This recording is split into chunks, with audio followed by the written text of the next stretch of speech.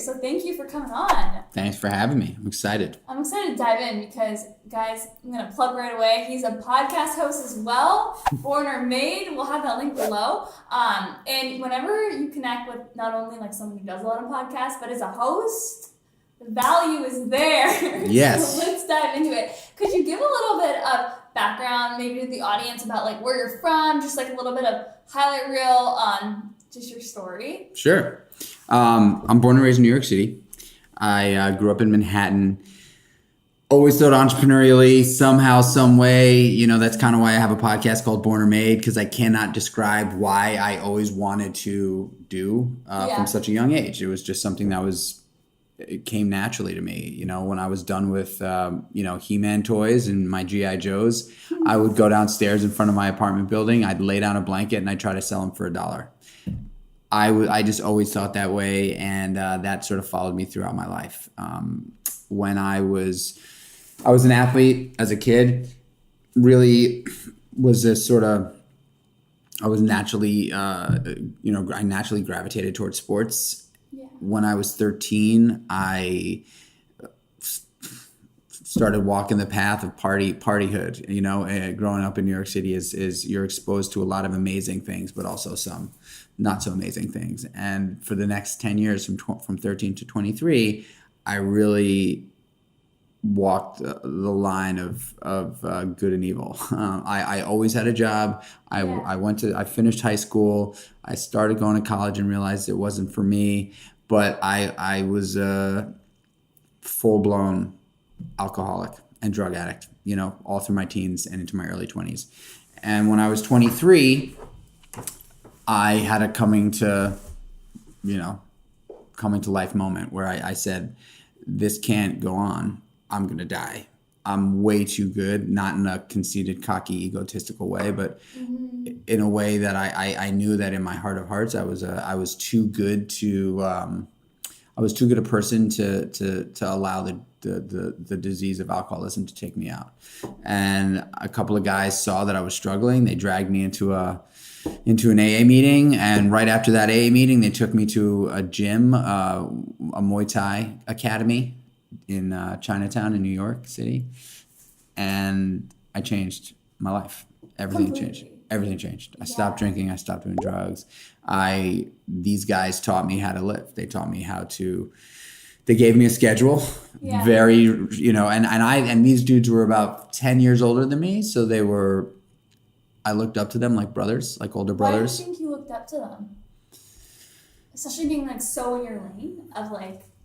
You know, I had a pretty rough childhood in terms of at home. I didn't have, my father he did the best he could, but he wasn't meant to be a father.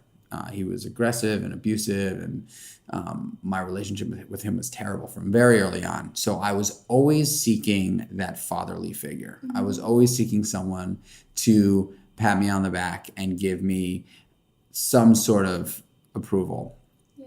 Because I just wasn't getting the love from my dad that I was obviously any young boy wants. And so when I was down and out in my lowest of lows, I was looking for help from that kind of love that I wanted from a man to tell me that everything was going to be okay. Because I had no problem in the arena, you know, with women. Like I always like had female friends, and I always was dating. There was never an issue there with women. I was super duper comfortable with women. But when it came to men, I had such a hard time with trust, but I always wanted that, I wanted that older brother / father. And so these guys sort of played that role for me when I needed it most. And they took me under their wing. They taught me how to eat. They taught me how to train. Wow. They gave me a schedule. They told me, you know, you're going to wake up in the morning. You're going to go for a run. You're going to go to an AA meeting. You're going to have breakfast. You're going to go to the Muay Thai gym. You're going to train for 3 hours. You're going to go home. You're going to take a nap. You're going to eat chicken and broccoli. You're going to eat oatmeal in the morning. You're going to go to work at night. And that's what I did. And everything changed. My whole life. I got immediately fell in love with fitness and nutrition, started to really piece together my life and, you know, reestablish the relationships with my family that I completely burned. and started really thinking about what the future was going to look like for me after a few years of sobriety under my belt. And I put a plan together, and I said, I'm gonna go to culinary school. And about 8 months after I got sober too, I met the woman of my dreams, who's now my wife. Mm-hmm.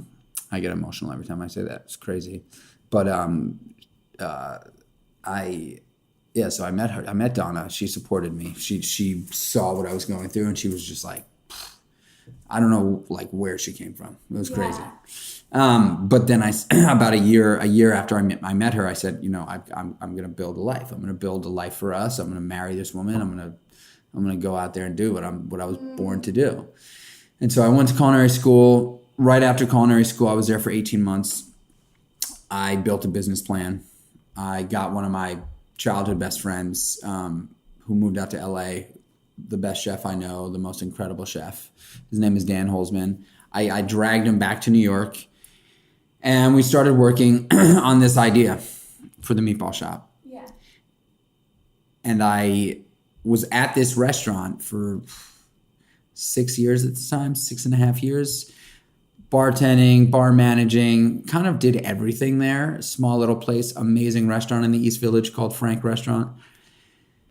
And it was a major regular spot. So regulars were there every night. The same people ate the same food, the same crew, drank the same wine, the same beer, the same cocktails. And I was the guy that they were coming to see because it was Mikey behind the bar. And I kept them abreast to everything I do. They watched me go from a crazy kid to a sober man to a married man. That's to, crazy. And I was keeping them, up to date with my plans. And I said, look, guys, when I'm ready, I'm gonna put a business plan in front of all of you. And I'm not asking you to put the money in, but if you feel inclined to want to invest, I would gladly take it. And that's exactly what I did. I put the business plan in front of 20 guys. 14 of them wrote me a check. Wow. And that was how the meatball shop started. And that was the beginning of my career. That was it. So many brands on your Rolodex, and it just keeps unfolding, especially like with what you were saying on the future and like what you're working on now. And I have to ask, because with your Rolodex, like you've built so many brands, and I feel like it's an art. So I would love to know, what do you think the secret is behind building a brand? And I feel like you tapped into it a little bit when you were talking about why they come to the restaurant. Well, if I really think about it, authenticity is not duplicable, right? Mm-hmm. It's the one thing that you cannot duplicate or copy. Yeah. New vintage t-shirt is spotted immedially. You can't recreate a vintage t-shirt, right? Like this t-shirt here, there's a vintage t-shirt. You can't, if I sent this somewhere and said, make this exact shirt, they would never be able to do it. They'd be able to come close, but they would never be able to do it. And so authenticity to me is kind of the core of my story and why I am a creative entrepreneur. I believe building a brand is 50-50 split of scratching an itch and listening to people. It has to be 50-50 as far as I'm concerned.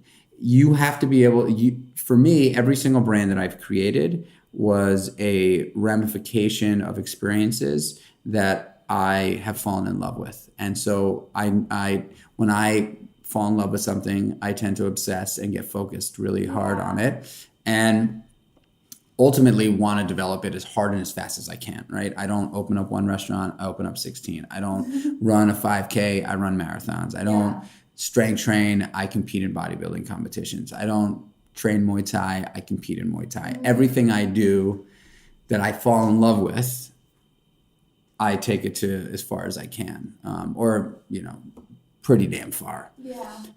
So I believe that building brands is really ultimately having a curiosity and a desire to hunt and a desire to discover. Mm-hmm. Believing in yourself to a point where the fear sphere of entrepreneurialism doesn't outweigh your desire to discover. Yeah. And then you also have a genuine ability to listen to what other people want so that you can build those ideas or build those learnings into your business. Love that. Someone listening is probably just like, damn, this guy's like fearful, like fearless. Like he just like, you're so aggressive with like everything. You want to create something and you don't just go small, you go huge. So I got to tap into, I would love to hear more on like the mindset, because I feel like someone listening might be like, I want what he has. Where does one even begin? Maybe even to start, I would love to hear actually, what's your why? Because I know that to even go after and like create this big abundant life, we need to have a driver. So what's your why that keeps you like pushing to be the best version of yourself every single day? I'm a server at my core. I'm here to serve other people. That is what I believe to be my superhuman power, is that I know that and I believe it. I also absolutely love human engagement. I love the connectivity between two human beings, or 4 or 6 or 4,000. Yeah. I think that the energy that's created from human beings connecting is like nothing else.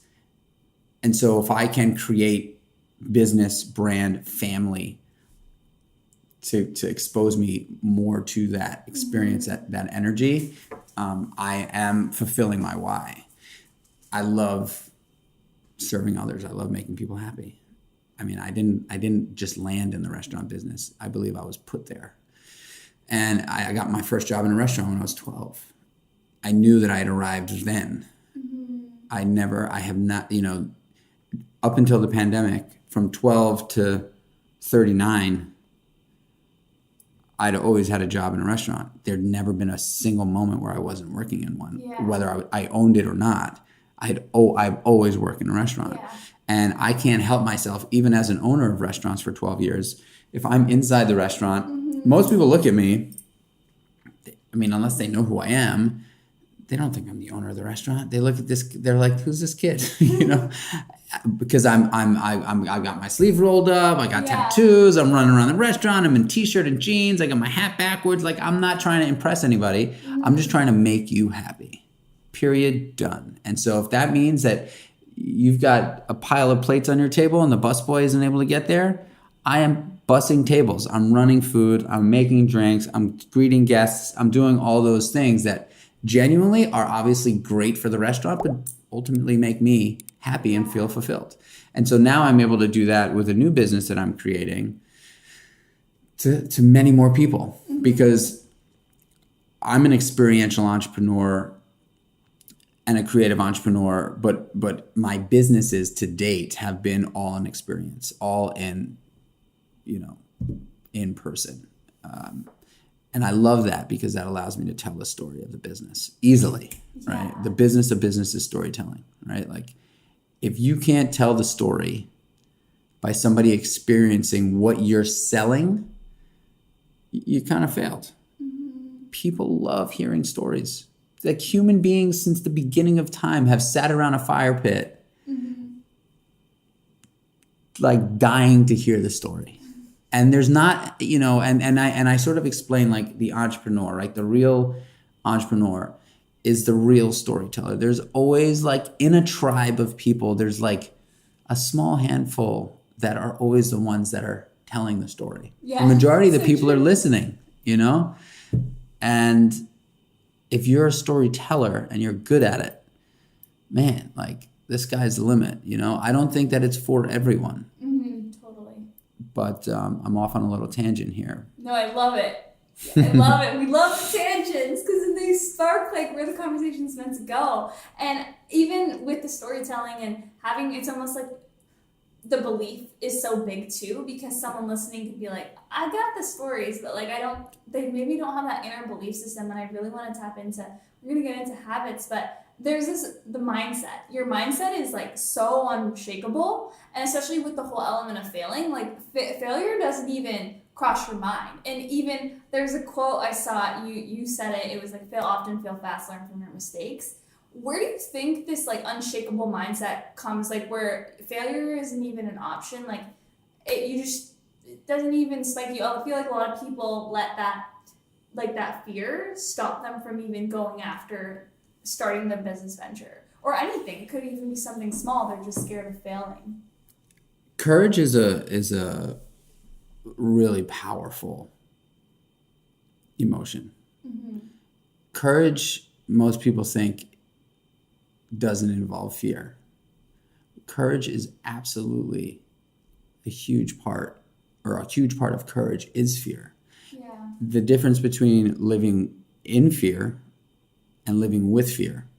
In fear, stagnant, non-productive, depressed, non-motivated. Living with fear, courage, motivated. Like there's a big difference, right? Like totally. we all live. Fear is whether it's real or not, whether it's a fabrication of our mind or not, it is existing in all of our lives. Mm-hmm. It just is. You have a choice every single morning when you wake up, and this is the mentality and the mindset for me. Anything that happens only happens now. Period. If you don't pay attention to it, it's gone and will never happen again. You have an opportunity every single morning you wake up to take the day by the reins and go. Doesn't matter where you are, doesn't matter how bad a situation you're in. You can make decisions, small little decisions stacked up from the moment you open your eyes that are winning decisions that will put you in a better position to get through the day, because all it is a day. I mean, that's my experience. Yeah. We have a single day to live. One chunk, for most people, 16 to 18 hours of awake time, where you get to win and you get to crush. And I say that a lot of other people will say something like where you don't want to lose, or where you got to be cautiously optimistic. For me, I don't buy that. I say I have 16 to 18 hours to win every single day. And it's not like it's all about the win. It's not like, oh, I need to win. It's all about like, I can control very, very, very, very, very few things, right? Yeah. Like I can't control what you think. I can't control what you do. I can't control when my mother calls me crying. I can't control the beeping in the hallway. I can't control the gloomy sky. I can't control much of anything outside of my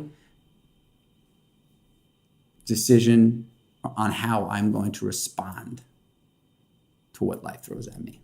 That's the only thing I can control.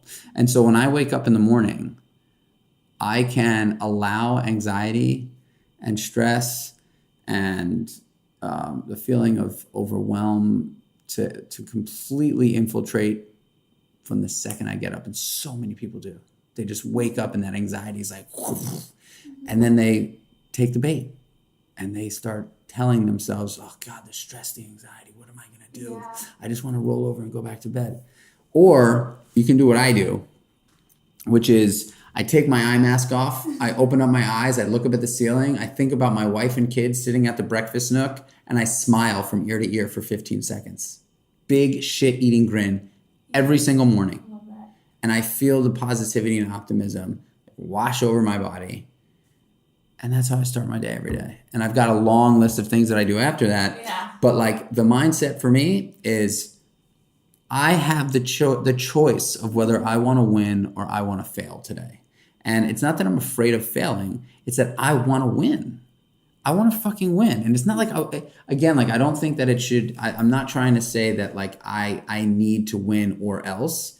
It's that I know I have the choice to win. Yeah, and that choice is like where all the power lies. And a lot of people just like give away that power every single day. And you don't even let yourself like see your potential if you let yourself lose. And I would love to hear the morning routine, the infamous morning routine, because you hyped it up. And I'm sure everyone listening, even like what you just said, it's just like, holy shit, like I feel like I'm gonna re-listen to back tap that and re-listen to that as well, because it's just like whenever you need that, we all need to hear it. And it's so true whenever you're in that sort of we all are human. Like sometimes life can happen to us, and if you don't cultivate that mindset of like not reacting but responding to it with the uplifting ways that we know how to cope with things, then you can actually fall down a rabbit hole. And I feel like you have your structure locked in, like your routine so solid that like that doesn't even entertain. Like, well, you know, I mean, it's good that you bring that up because there are times like last night, right? Mm-hmm. I'm down in the city. My wife and kids are upstate. This is a new thing for me where I'm coming down here for a few days a week to focus on work. And I invited a few friends over for a barbecue last night. Now, I'm typically in bed by 9:30, 10 o'clock every night. It's just part of my shtick. You know, like that's, I like going to bed early and I like waking up early. Yeah. However, I had friends over and they didn't leave until 11 and we smoked cigars and it was a fucking awesome, can I curse on this? Yeah. Okay. It was a fucking awesome time. Mm-hmm. And I didn't get to bed till 11:30, which is honestly late for me. I live a life of wellness. Like I want to be like, boom, on fire. No, I woke up with a 16 score. It was the lowest I've ever had in my life. And I'm feeling it now. But the cool thing about having a great morning routine and I have a morning, an evening, and a pre-bed routine. I love that. The thing for me is that because I'm so structured, I get an enormous amount of freedom, right? Because I'm so structured. Discipline creates freedom. It's on my hand. Discipline equals freedom. Yeah. So, I didn't know that. Yeah. So for me, because I'm so structured in how I think about my day, when I have a night like that, you know, I'm totally cool with it. Even though like I wish I would have gone to bed earlier because I didn't wake up late. You know, I still woke up at 5:15 this morning.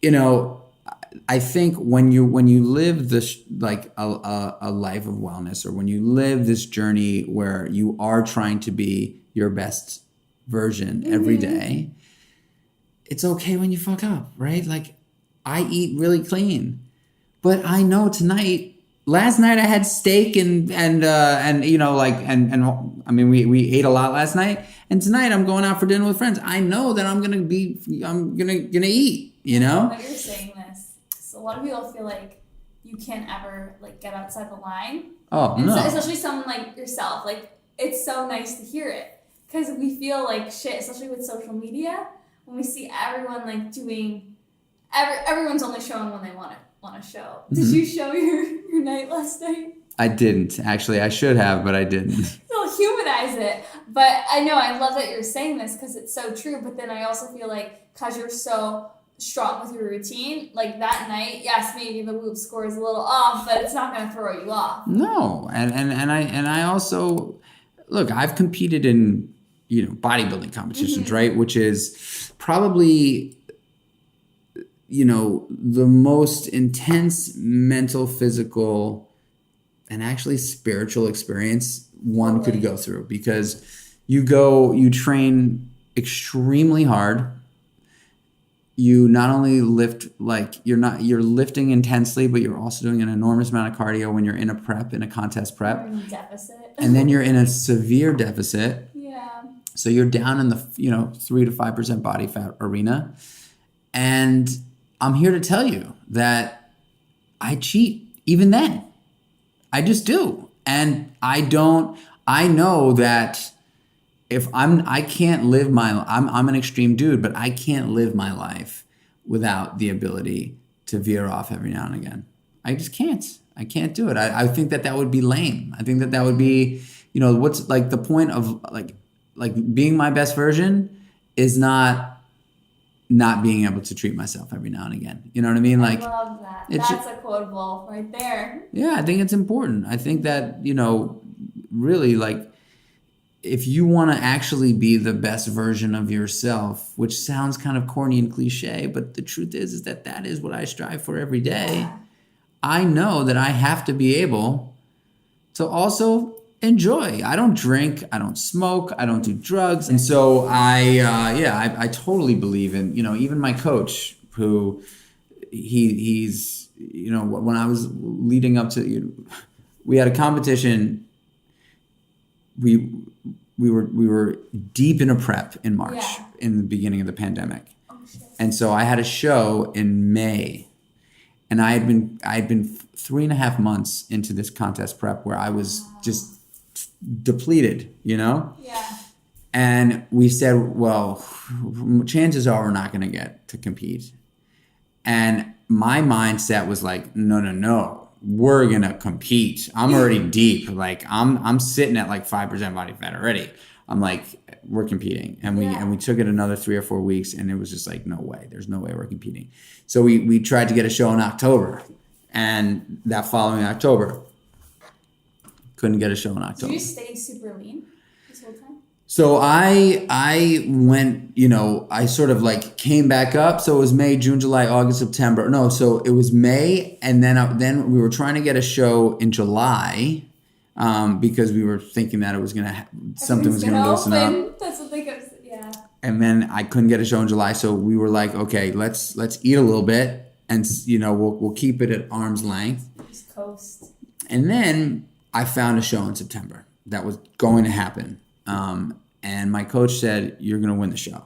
And I was like, in my mind, I'm like, win the show? Like, I go to compete, no doubt, but he did something for me.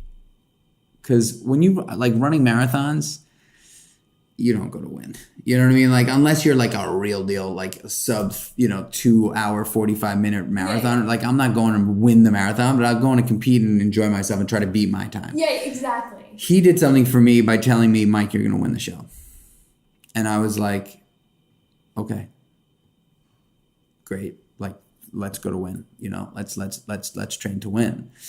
And, we trained really hard and we won. And I was like, and I won both categories that I competed in. And that shifted something for me where I was like, mind is powerful, right? Like the mind is powerful as shit. And when he said, Mike, we're going to win, I was like, okay, we're going to win. And so I think the only person standing in the way of you and your goals / dreams is you. That's what I learned in that experience, where I did not ever think about going into this bodybuilding show thinking that I was going to go win. I was like, I'm going to go compete and I'm going to give it my all. And then when he said, no, Chernow, you're going to fucking win. Yeah. I was like, I'm going to win. And then I was like, wow. Something shifted. And so I think that mindset of when I say win in the morning, I mean, like, if you can own your morning, you can own your day. And if you own your day, you own your life. Oh, 100%. Have you read the book Aubrey Marcus? Aubrey Marcus, yeah. Love that book. Like the title, it's so true. And like my biggest thing, even with this podcast, it's like, it's about like doing you and like figuring out what morning routine, what non-negotiables is going to serve and adopt you so you can actually own your day. And it doesn't have to be like the miracle morning. It can be like your routine, whatever that looks like. And it's like the whole goal is like taking like what you're saying and taking parts of what you do and what someone else does and adding it to your toolkit so you can literally own the day for your own life. And I know you have a lot of routines and like a lot of things, but could you give like maybe your like top 5 non-negotiables that are a part of your day? You can do all from the same, or you can, I know you have 3 routines. Well, I'll give you my morning routine because it's the one that I'm most passionate about because I think it's the most important. I wake up at 5:15 every single morning. I don't have an alarm clock, but I just somehow tend to open up my eyes at like 5:13 every single day. I take my eye mask as soon as I know I'm awake. I take my eye mask off. I open my eyes and I smile for 15 seconds, and I count to 15 seconds, and I'm literally smiling as hard as I can to really release the serotonin into my body, so that I almost get a chuckle out of myself. So if I can get like an out loud laugh first thing in the morning, massive win, just major massive win, right? Like 1 thing smile, 2 thing laugh. Wow, like you start your day like that. We don't laugh enough. So for me, we don't smile enough and we don't laugh enough. Even if it's like sometimes a little disingenuous, right? Yeah. So I do the smile first thing in the morning. I go into the bathroom, I put on my contacts, I take a piss, I weigh myself because I'm in the bodybuilding game. Yeah. And I splash cold water on my face. I get down on my hands and knees. I pray. I've got a higher power that I connect with every single morning. I say the same prayer. I do 50 push-ups, 50 crunches. I get up. I quietly walk past my wife while she's still sleeping. I go downstairs. I make myself a cup of coffee. I open up my journal. I journal for a little bit. I sit for 10 minutes in meditation, and that's about 5:45, 6 at that point. And then I go right into the gym. I have a gym in my garage. When I'm here in the city, I go to the gym out here, and I train. And I train for about an hour and a half, sometimes 2 hours, and then I come back. I make my first meal of the day, which is a blend of oats and protein and supplements that I eat every single day. It's the first thing I put into my body, and it's the best thing I put into my body. It's like the meal that I look forward to. Yeah. I'm building a business around it. And then I get on my day. And so that's sort of like my non-negotiable, unshakable, and obviously, at a certain point when I'm at home, my kids wake up at around 6:15. Yeah. And so when I'm in the gym, I always make sure to come out, give my kids a kiss and a hug, and hug my wife and tell her I love her. My family's a huge part of my life. And so that's my morning routine that I don't fuck with. One thing that I don't do enough of that I would like to add to that routine, which I just haven't done, is try to get in 15 minutes of reading every morning. But it'll come. I'm putting it out there, and I've been putting it out there, just like, hey, Mike, you got to get into the habit of reading a little bit. Part of my night routine is I listen to Audible as I go to sleep, and so that's always how I fall asleep, listening to any book that you're reading right now, or any book that you've read that's like changed the game. It's been like I just finished up 5 a.m. Club. I think it's called the 5 a.m. Club. Robert Sherman. Hold on one second. I'm spacing the name. It is called. Should be the 5 a.m. Club. I think it's 5 a.m. Club. 5 a.m. Club. Really, really great book that I just finished reading. Yeah, I love that. I love that book. The two books that I read before that were Jocko Willink's books, Extreme Ownership and Dichotomy of Leadership. I love those books. It's funny that you said Mike Matthews. So I always sort of like, if I just want to touch up on some nutritional fitness stuff, like I'll go back to Beyond Bigger, Leaner, Stronger or Bigger, Leaner, Stronger, and I'll listen to some of that stuff. Full transparency, I don't sit down and read much. I tend to listen to all of them. I feel like I absorb more listening too, and I feel it's easier. And I think that it's a domino effect, right? Like your morning routine's so solid, and it's gonna happen. You're gonna add in like another 10, 15 pages of reading, but it's like such a domino, because I feel like anyone listening, whether you, when you were 22, couldn't even imagine if you had this like routine or cultivating some sort of routine at that age. So it's so awesome to hear that, because it truly just like the odds just stack up in your favor. Right? I will also say that there's one other thing that I don't get to do much of anymore because I'm up before everybody. Yeah. But making your bed is a really big one. If I'm staying at a hotel, if I'm not with my wife and kids, like, and I'm down here in the city or whatever, the first thing I do when I get out of bed, if nobody's in it, is I make it. Even if I'm in a hotel, like anywhere, I like if I'm staying at a friend, like the being able to it takes 2 seconds. You know, you feel complete. You feel complete making a bed. I don't remember Mel Robbins, maybe, I think. Do you know Mel Robbins? Yeah. Someone said that, and it was just like, I remember when that like statement came out, just like make your bed in the morning. It's like one thing you feel. Like the psychological effect of like completing a task. Well, I didn't get to make her bed thing from her. I got from her. She has this philosophy where I think it's if it takes less than 5 minutes, you must do it. If it's a task that ultimately will make you feel better, and it takes less than 5 minutes, non-negotiable, you do it. So sometimes, for me, sometimes it's like, I'm like the master of, I'm the master of bringing groceries into my house, but I need to carry all of them in one go. I can't. That's like a true competitor in you. You're competitive about everything. I'm opening up the hood of the trunk of my car, and it's just like, I got 9 bags, and I'm like, all right, dude, let's do this. And I'm like, I got like, and I'm literally struggling to get. There's 2 types of people in this world. There's like that.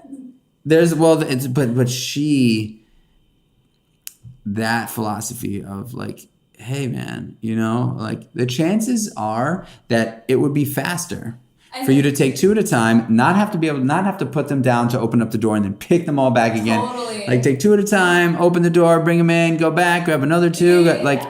So that's an example of like this sort of 5 minutes or less non-negotiable thing. I think it's so like 5 minutes or less. Everybody leaves your house. You have some friends over. They've been sitting on your couch. Your couch pillows are all puffed out and look all funky, right? Like you don't want to wake up to that in the morning. Like it's nice to be able to come and like walk into your living room and you're the pillows aren't everywhere and they're not all scrunched down. So it takes about 30 seconds to just like puff the pillows up a little bit and put them back into place, right? Like the blanket that you were using to watch Netflix, at night before you went to bed, like pick up the blanket and fold it, because when you when you wake up in the morning and you see that folded blanket there, it's going to feel better than a blanket that's like unfolded and like sitting on the floor. Things like that are just so simple. Like I've got another habit that is, at this point, it's second nature for me, but I leave it the way I want to find it. Everything. In the gym, every weight goes back in place. In my office, it's like perfect and brand new every single morning. When I leave the office, it looks like a showroom because. Yeah. No, I love, you're just like so much of the quote, like how you do one thing is how you do everything. I feel like that's like you and like everything and how you apply that to your life, which is like, has such a profound effect on every area, right? When you treat it like that, like you don't treat like the little things of like, oh, just let it like get that later. Like you don't play it half-ass in any area. I don't think that I walk through the world like constantly thinking about optimization. Yeah. But I know, being a business owner and a dad and a husband and a friend and like, I have to be optimized. I have to be efficient. I don't have a choice. Yeah. And so I've built these systems into my like repertoire that are second nature. And because of them, I have an enormous amount of joy and freedom. I just do. I've got so much time. I was saying to somebody the other day, when you think about like football, and if you don't know anything about football and you're just watching a football game, it just looks like the quarterback says hike and all these guys just smash into each other and run, right? The truth is, it could not be more structured. Yeah. Every single one of those players knows exactly where they're supposed to go. And that quarterback can close his eyes and throw the ball and connect with the person he's trying to throw it to, because they've done it so many times, because it's super structured. So I think about my life every day as, like setting up the line of scrimmage. And like, because I know that once I say hike, even though I'm structured, all hell can break loose. So let me have a couple of different setups so that when something happens over there, I got plan B over here because I got freedom, 100%. And I feel like, especially with like what I want to go into next, which is fitness, health, wellness, like your brand, like what you're creating and everything you live by, I think that I think health is wealth. And like, as an entrepreneur, like I know some people listening are in the health industry and the wellness industry, but then some people aren't. And I love that you emphasize this so much. And even with like your businesses, it makes people who maybe don't think like they can achieve that body type or they can achieve that like certain level in their health, it makes it achievable or almost like attainable for everyone. Because I think that health and wellness should be such a focus in everyone's life because of the role it has. And I know that you are like the god of this. So could you share a little bit, maybe even just like how health and wellness has truly transformed your life and like Sure. the impact it has? Because I know it's played like such a profound effect. Yes, like in the way we look, but on the way we feel and like how that plays a role in every area. Health and wellness saved my life. Mm-hmm. Straight up. Like actually, I was walking a very, very, very narrow road of, on the cliff of death with the stuff that I was doing. And I got introduced to the exact opposite side of the tracks and it saved me. I put it before everything. I put it before my family. I put it before everything. And that doesn't mean I sacrifice time with my family. Yeah. I wake up way before them to do it, you know? You know the value you get out of it. I mean, I am just a better husband. I'm a better father. I'm a better business partner. I'm a better business owner. I'm a better employer. I'm a better friend. I'm a better son when I am well inside. When I take care of myself and I feel that I am, and I honestly, anybody who's contemplating getting into fitness specifically, like I highly suggest doing it first thing in the morning, like the first thing you do, so that when I was talking about stacking those wins, like it's a humongous win. Mm-hmm. Everything feels good for the rest of the day. It just does. When it's done and you know that you went out there and like put yourself out there hard, everything else for the rest of the day is like you can be present. And it just continues to grow from there. Like I know someone listening is probably like, well, Mike, you do shows, but I'm sure like it didn't start from that, right? No way. Everyone's journey evolves. I know with myself, like I remember when I started weight training, I never thought I would be doing like fitness competitions later in my journey. It just keeps evolving. And one of the things I love that you said on your podcast was walking, because people underestimate walking. And with everything you preach on the podcast, like you have those like short episodes, which I think if you're listening, you've got to check those episodes out. But it's just starting so small because it truly like it just adds up. Imagine if someone just walked 10,000 steps a day. Game changer. Then maybe it'll turn into a run, or maybe it'll turn into like run into the gym or walk into the gym. It could just keep going. Like you just stack the odds in your favor. With your like, what would be your best tips for making this like a more sustainable approach? Like even with food, because I know that's been such a huge like emphasis on like how you fuel your body. So for me, when people ask me how to start thinking about changing the way they eat, I start very, very small. Mm-hmm. I essentially like pick off one meal at a time. And so I say, let's start with the first meal of the day. Let's just commit to the first food that you put into your body every single day is going to be healthy, delicious, and nutritious. Let's just start there. Don't even think about snacks or lunch or dinner or your late nights. Yeah. Let's just crush the breakfast. Let's just crush the first meal of the day. And if you're intermittent fasting, your first meal of the day. Let's just make sure that first meal is a winner meal. And let's just start there. And so for anybody who's listening, if you want to change the way you eat, remember we have one day to live. One day. That's all we get. Thousands of them in a row, but we get one day to live. You cannot live tomorrow, and you certainly can't live yesterday. You have one day right now. So start with the first meal. If you put positive, awesome, like nutritious shit into your body as the first meal of the day, your chances of making great decisions nutritionally throughout the rest of your day are far greater. If you start with a donut, or a croissant, totally, or a fucking blueberry muffin that's 1,500 calories. Yeah. Your chances of throwing in the towel for lunch and having a burger and fries, far greater. Yeah. Even with the training, I know, like, I've heard this so many times, people are like, I remember my mom, she's probably listening, she's like, I went to the gym, I'm going to eat a salad for lunch, like, whatever it is, but you just, like, you do one healthy habit, and then it inspires you for the rest of the day. Could you share the new business? And like, because I know your huge focus is like this new company that you're, and it's in the health and wellness, and I know it's like everyone's probably like dying to hear more about it, and it probably ties like into everything you've created previously in your Rolodex. And I feel like I would just love to tap in more onto that. Sure. So, I mean, I agree. Like my career has led me to this moment, and I'm on the precipice of launching a new business called Creatures of Habit.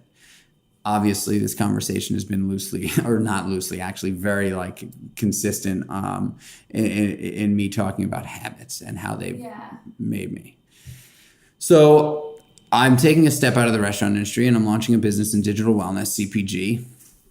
I'm creating a product called The Protagonist, which is my storytelling kind of stuff. Well, it's my first meal of the day. It's my morning oats, and it's an instant oatmeal that is packed with 30 grams of plant-based protein, 6,000 IUs of vitamin D3, omega-3 fatty acids, pink Himalayan salt, flax, chia, and amazingness. And it's what I've been eating every single day for years. It's the first meal I put into my body, and it's called The Protagonist because it's protein and oats, so protagonist. Oh, I love that. That's so great. I came up with it on a run. I was going to ask that.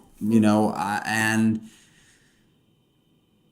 I know, first of all, it's delicious, right? So oatmeal is nothing new, but I wanted to create a product that I can help change people's lives with.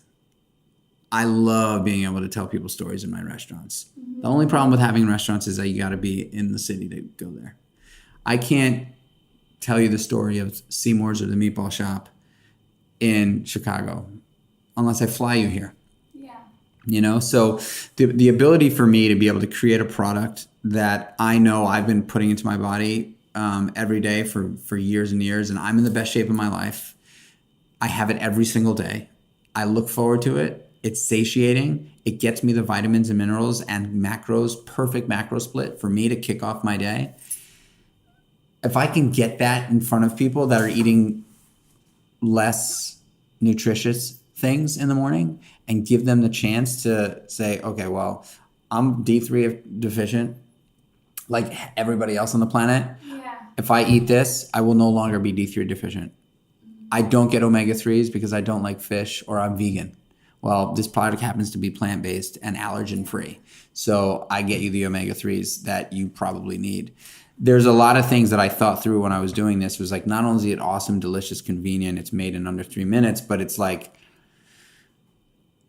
it sounds salesy, but it's actually it's so authentic to me. And so that's the business is called Creatures of Habit. So that's the first product we're launching with. I've also designed a really awesome line of apparel with it. No. Yeah, so the apparel line is going to be sort of like the lifestyle component of the brand. Yeah. And a really cool capsule collection, everything, cut and sew from top to bottom. We've designed everything, and I'm doing it with Gary Vaynerchuk, and again, Dave Meltzer's involved, and Dan Fleischman, and Dean Graziazzi, and a bunch of great inspirational people that I'm super honored to have on the team. I think this is the one for me. When does it launch? In August. Damn. Yeah. That's incredible. It's truly like everything we talked about from the beginning too, with like your first answer on like what makes a brand like iconic and make it scale and evolve. It's authenticity. And then even with the whole restaurant business and why people come back, it's like the community, the storytelling, and it seems like everything you've been through in your journey and like all the success, like they're leading to this next venture, which is just beyond incredible because it clearly you can't make it up. It's just like everything you've been preaching, you put it into this new venture, and I'm so excited to see it come to life. It's incredible. Thanks. I'm really excited too. And this is the first product. We're gonna have more over time. It's gonna keep evolving. Clearly, you already have like. I'm sure. Do you have any ideas that you guys have in the pipeline coming that you'd be able to share? I'm keeping that one close. But yeah. I mean, look. I think. My plan and my goal is to really give people a toolbox that they can rely on. Stack the odds in their favor. Yeah, just if I can fill people's pantries with really awesome things that they're going to be excited to eat, but also excited to understand the benefits of, and not people's relationship with food is really challenging, right? Like Totally. it just is. When I got sober, I had a full-fledged, full-blown eating disorder. I didn't know what I was doing. I had a full-on eating disorder. And my relationship to food was so dysfunctional, and so many people struggle with relationship to food. And so a lot of people that have that problem, which is a lot of people, men and women, it's not just a female thing, men have it. I'm telling you, like, I had a severe eating disorder that my relationship was terrible with food. And until those guys sort of showed me what to do and then like walked me off the ledge. But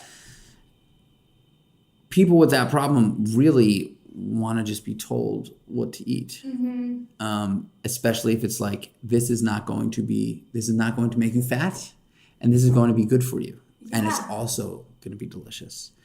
Like, I want to be able to be part of that conversation, because mental health is a real thing. I've struggled with it and still do at times. And, especially now, the pandemic, and, it's just, there's so much going on. Like, it's a conversation that I said, my why is I'm here to serve, right? And so this brand is going to give me an opportunity to share the shit that I've put together over the years with hopefully a ton of people. I love it. I think that it's truly just going to scale and evolve from there too, just with your pure why about it. There's just no other question where it's going to go, and the mission is so abundant and pure. And I just want to thank you and honor you for your time, and oh my gosh, all the value and wisdom shared, and all the value that you continue to share. And I would love for you to give the audience, I'll have everything linked below, but the best ways to connect with you, consume all your content, stay up to date with all your ventures, all your past ventures. Where's the best place? You can just follow me at Michael Chernow pretty much everywhere. And then if you want, you can go and check out Creatures of Habit, and that's Creatures with a K. So it's Kreat. And then I'll have the podcast as well. Born or Made. Guys, you're going to love that one. And you can go check out the restaurants at at Meatballers, which is the meatball shop in New York, and at Seymour's, Seamores, as well. Beautiful. And you guys heard it here. You guys love the episode. You know what to do.